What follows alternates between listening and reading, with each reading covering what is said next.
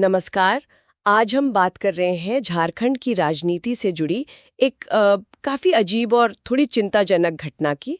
वहाँ की जो सत्ताधारी पार्टी है झारखंड मुक्ति मोर्चा मतलब जेएमएम, उनका official social media account x वाला वो हैक हो गया। जी, ये वाकई एक बड़ी खबर है, खासकर जब किसी रूलिंग पार्टी का ऑफिशियल हैंडल हो। हाँ, तो हमारे पास इससे जुड़े कुछ न्यूज़ आर्टिकल्स और रिपोर्ट्स हैं। आज हम यही समझने की कोशिश करेंगे कि भाई ये हुआ क्या असल में, मुख्यमंत्री का क्या रिएक्शन रहा और क्या ये मतलब किसी बड़े साइबर सुरक्षा के मुद्दे की तरफ इशारा कर रहा है। बिल्कुल। तो हमारा मकसद यही है कि इस पूरी घटना को, इसके पीछे की कहानी और इसके असर को थोड़ा गहराई से समझें। चलिए पता लगाते हैं। तो मामला ये है कि जेएमएम का जो ऑफिशियल एक्स हैंडल है @JMM झारखंड, वो हैक हो गया। हाँ। और सिर्फ हैक नहीं हुआ, उससे कुछ आपत्तिजनक सामग्री मतलब ऑब्जेक्शनेबल कंटेंट भी पोस्ट किया गया। जी, और यही बात इसे और गंभीर बना देती है, क्योंकि ये पार्टी का आप कह सकते हैं आधिकारिक चेहरा है डिजिटल दुनिया में। बिल्कुल। और इसकी पुष्टि खुद मुख्यमंत्री हेमंत सोरेन जी ने की है, जो पार्टी के अध्यक्ष भी हैं। हाँ, उन्होंने सामने आके ये कंफर्म किया। तो ये कोई अफवाह नहीं, एक रियल साइबर अटैक था। सही कहा। लेकिन ये मतलब हुआ कैसे? क्या कुछ पता चला है कि हैकर्स ने एक्सेस कैसे पाया? आजकल तो सिक्योरिटी काफी होती है, 2 फैक्टर वगैरह। देखिए, अभी तक ऑफिशियली तो ये साफ नहीं हुआ है कि ये सेंध लगी कैसे। पर आमतौर पर ऐसे मामलों में क्या होता है, या तो फिशिंग अटैक्स होते हैं, मतलब धोखे से लॉगिन डिटेल्स ले लेना। अच्छा। या फिर पासवर्ड कमजोर हो सकता है, या कभी कभी टीम में ही किसी के डिवाइस से कॉम्प्रोमाइज हो जाता है। ये दिखाता है कि बड़े बड़े राजनीतिक संगठन भी साइबर सुरक्षा में चूक कर सकते हैं। यहाँ बात वाकई दिलचस्प हो जाती है कि डिजिटल युग में ये पार्टियां कितनी वल्नरेबल हैं। मुख्यमंत्री का रिएक्शन तो काफी तेज था। उन्होंने फॉरेन पुलिस को, एक्स कॉप को टैग किया, जांच की मांग की, अकाउंट रिकवरी की बात की। जी बिल्कुल, उनका तुरंत एक्शन लेना जरूरी भी था ताकि स्थिति साफ हो और जो जिम्मेदार एजेंसियां हैं उन्हें अलर्ट मिले। पर क्या सिर्फ टैग कर देना काफी होता है? मतलब बैकग्राउंड में क्या चल रहा होगा? नहीं, देखिए, टैग करना एक पब्लिक स्टेटमेंट है, एक तरह से ऑफिशियल कंप्लेंट दर्ज कराना है डिजिटल प्लेटफॉर्म पर। लेकिन असली काम तो पर्दे के पीछे होता है।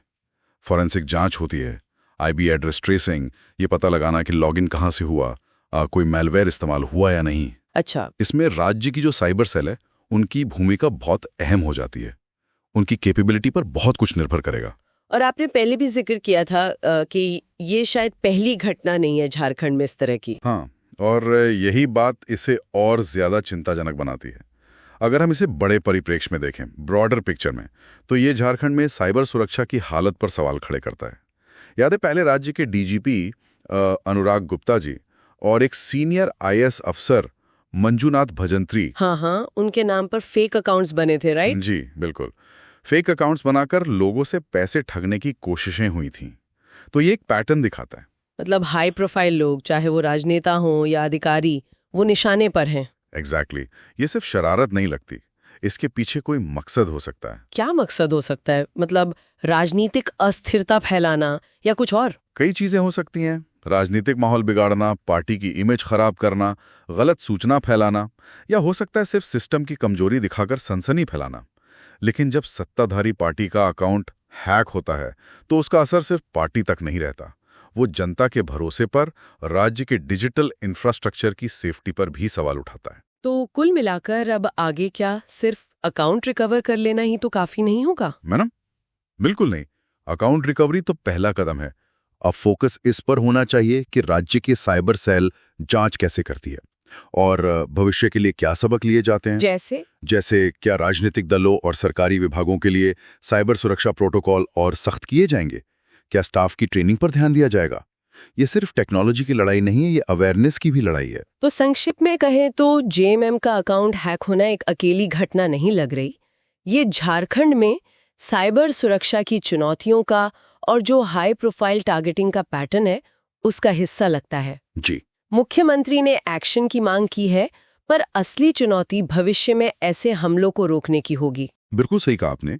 और यहाँ एक सोचने वाली बात ये उठती है, हम अक्सर अकाउंट रिकवरी और दोषियों को पकड़ने पर फोकस करते हैं, जो कि जरूरी है, पर क्या हम इस पर भी सोच रहे हैं कि इस तरह की डिजिटल घुसपैठ का इस्तेमाल, चाहे वो थोड़े समय के लिए क्यों ना हो, जनमत को, पब्लिक ओपिनियन को मैनिपुलेट करने के लिए कैसे किया जा सकता है, या राजनीतिक माहौल में जहर घोलने के लिए, खासकर तब जब डिजिटल दुनिया में सच और झूठ का फर्क करना मुश्किल होता जा रहा है और हमलावर अक्सर पर्दे के पीछे छिपे रहते हैं।